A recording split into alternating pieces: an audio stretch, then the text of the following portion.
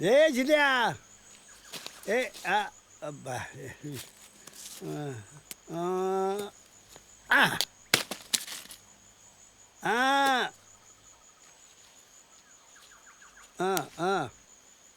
हां ते तोड. आजास हां हा जिला सारखा तुझ्या सोबत असतो. हां याला घर नाही, नाही आईबाप नाही. नाही बाई बोलते हा तुझा दुसरा सोरा आहे. हो होय. जन्म दिला याला आणि याची आई खापली बघ. काही दिवसांनी त्याचा बाबी खापला. मरता मरता त्यानं माझ्या माझ्या माझ्या झोळीत टाकला त्याला आणि म्हटलं की त्याचा सांभाळ कर.